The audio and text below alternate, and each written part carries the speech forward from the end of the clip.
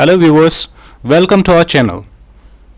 In today's lesson, we are going to talk about William Shakespeare's sonnet called Sonnet 13. Now first of all, we must know what a sonnet is. Sonnet is a lyrical poem of 14 lines with iambic pentameter. It means that in the lines of this particular poem, unstressed syllables are followed by stressed ones. Also, this name came from Italian word called sonetto, which means sound. This poem has an intricate, which means complex, rhyme scheme. So let us talk about Sonnet 13 right away. This sonnet is a part of Procreation sonnets written by William Shakespeare. The poet tries his utmost to persuade his friend, the young man, for marriage, arguing that death will forever vanquish the young man's beauty if he dies without leaving a child. The sonnet highlights poet's affection for the young man which is also reflected in Sonnet 1 to 17, the Procreation sonnets. So it means sonnet number 17, they are called Procreation sonnets, as William Shakespeare wrote 154 sonnets in total. तो यहाँ पे poet जो है अपने friend को बोल रहा है, who is usually the young man, he tells him for marriage, tells him that you must get married as soon as possible and you have to leave a copy to the world. You have to beget a child. The sonnet also highlights poet's love and affection for the young man. So let us start with the text right away. Oh, that you were yourself, but love, you are no longer yours. Then you yourself here live. Against this coming end, you should prepare, and your sweet semblance to some other give. यहाँ पर poet क्या कहता है इस young man को? O that you were yourself. He the poet laments at the plight of his friend, और उसे ये कहता है कि you are no longer yours. Once you will cease to exist once you die. You will not remain on this planet. एक बार जब आप मर जाओगे फिर इस दुनिया में आप नहीं रहोगे. Then you yourself here live. Against this coming end you should prepare. आपको what you are supposed to do? You have to make early preparations for your death. क्या preparation? उसके दोस्त को, पोएट के दोस्त को कौन सी preparation करनी है? He has to make some preparation. And your sweet semblance to some other give. Semblance, sweet semblance here means beautiful appearance. Semblance means resemblance. You have to give your beautiful face to some other person. So the implied suggestion is that the poet is trying to persuade his friend to get married and to have a child who will have the same appearance like that of the poet's friend. So let's move ahead. So should that beauty which you hold in lease, आपके पास you have this property which is called a beauty which you hold in a lease. It's a kind of contract with you. So this lease will expire one day. Once you die, this lease will expire. So find no determination. This beauty is not long lasting. Beauty is 9 days wonder. Then you were yourself again after yourself's decease. Once you die, you will get a kind of rebirth. You will come to this world again. So the poet, the implied suggestion is that he tells his friend, when your sweet issue, your sweet form should bear. जब आपका beautiful child, बच्चा इस दुनिया में आएगा तो उसको आपकी खूबसूरती होगी, आपकी जो शक्ल है वही उस बच्चे में भी होगी. So it means that you will indirectly saying that you will relive in this world.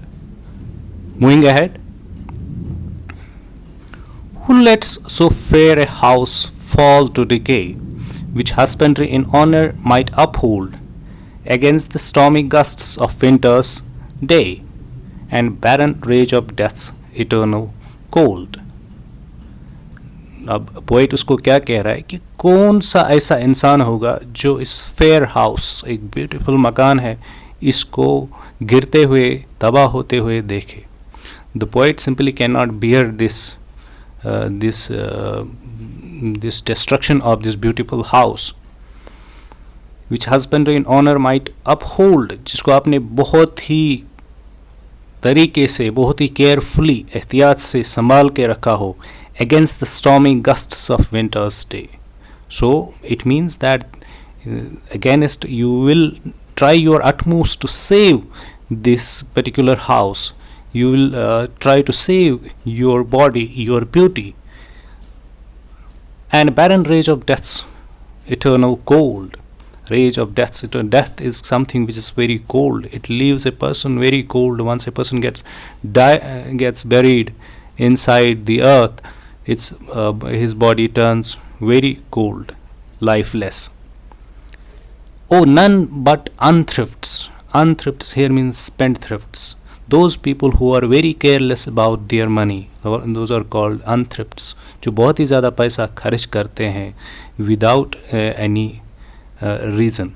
So the poet's friend is here unthrift. He is a careless person because he doesn't take care of his beauty. Dear my love, you know you had a father. Let your son say so.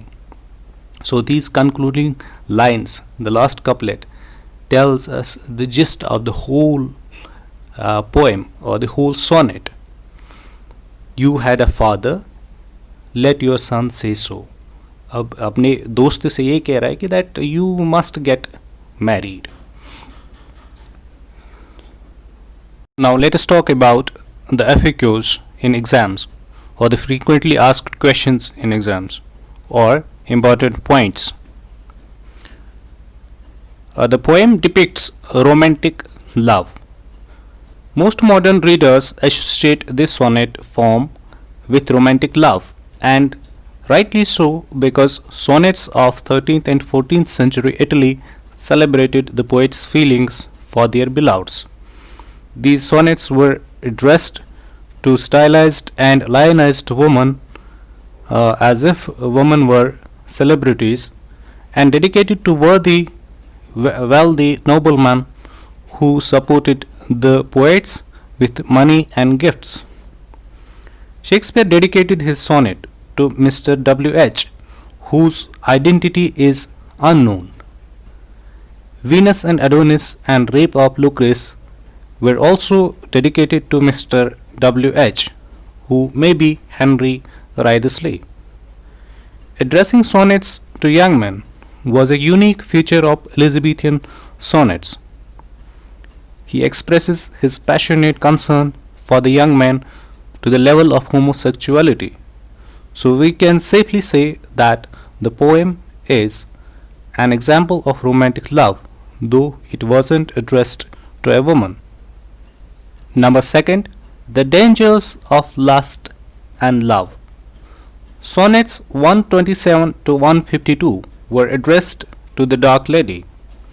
These sonnets expressed erotic and physical love, whereas the sonnets addressed to the young man expressed spiritual and non-physical love.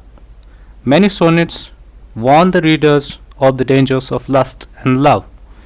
Shakespeare in his sonnets portrays making love not as expression of sentiment but as a base physical need with horrible consequences. Number 3, responsibilities of being beautiful.